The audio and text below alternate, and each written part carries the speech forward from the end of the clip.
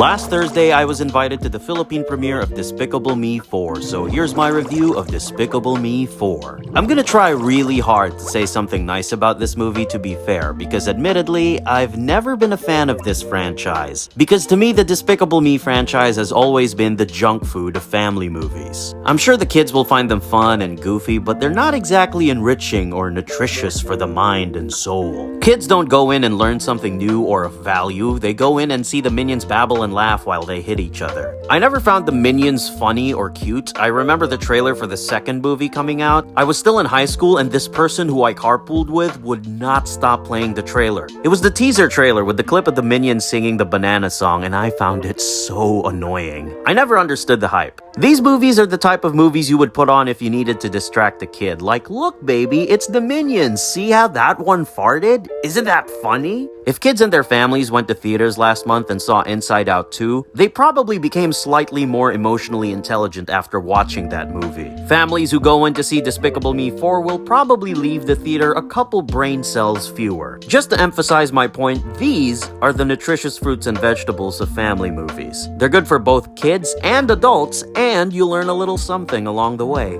And this is the junk food. You'll probably have a laugh or two depending on how old you are, but you don't exactly leave inspired or having learned anything. But that being said, I did say I was gonna say something nice about this movie. The song by Pharrell Williams, it's pretty catchy and it gave us some really good memes, and that's it. Now back to our regular programming. In Despicable Me 4, Gru becomes a father for the 4th time because now he and his wife Lucy have a son named Gru Jr. Things get complicated for the 4-time dad when a new villain seeking revenge on Gru escapes prison, forcing Gru and his family to go into hiding. Right off the bat, I struggle to find out what exactly Gru's arc is supposed to be in this movie. Like, yeah, his new kid doesn't really like him, but he's a baby. He doesn't hate him yet. He's not a fully conscious being with reasons. And it's not like Gru was ever an absentee father. I'm pretty sure we already know that Gru is the type of dad who would do anything to please his kids. We've seen him go through this 3 times already, so this isn't new. And I don't get how the whole going under witness protection thing helps him become a better dad to Gru Jr., because by the end of the movie, he as a character doesn't really change. Like, obviously, it's to protect his family from the villain, duh, but how does that affect our characters in terms of growth?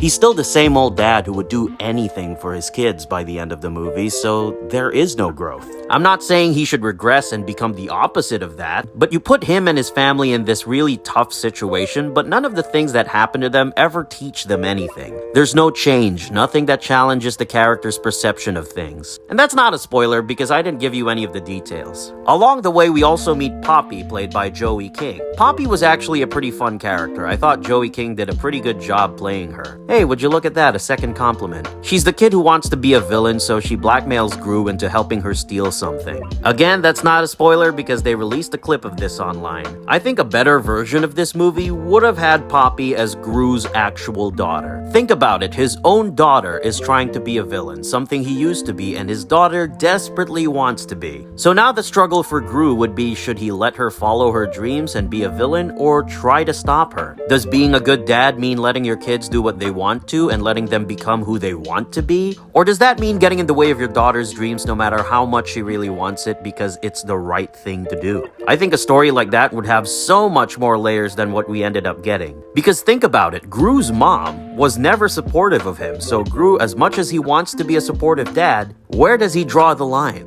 At least that's what I would have done if I was making this. Plus, I feel like kids would relate to something like that because sometimes it feels like our own parents are trying to get in the way of what we want. But nope, this movie would rather settle for less and give us a comedy about witness protection and discount Jack Jack. And are we sure Poppy isn't Gru's? Because she already has his nose and Lucy's hair. For a story like that, sure, you'll have to age some of the characters a bit just so we're chronologically in order and for Poppy to still be a teenager. Maybe Margot is off to college now or something, but then again, why not? They made a TikTok recently talking about why they haven't aged the characters, but I think it's only natural that they age them. The kids who saw the first Despicable Me in theaters are probably in their 20s already. There's nothing wrong with allowing your characters to grow up with their audience. That's why movies like the Toy Story franchise or Inside Out work really well. This franchise, however, I think doesn't have any intention of going beyond the junk food category. And don't think I forgot about the Minions, because it's not a Despicable Me movie without these guys. This time around, they have them go on a completely separate story that has nothing to do with the main plot until one scene at the end, which I won't spoil. They go on this discount superhero movie side quest where they give the minions superpowers. Again, not a spoiler because it's all over the marketing for this movie. I'm pretty sure the entire Mega Minions subplot was just there to get people to buy toys. If you took it out, the movie as a whole wouldn't really change much.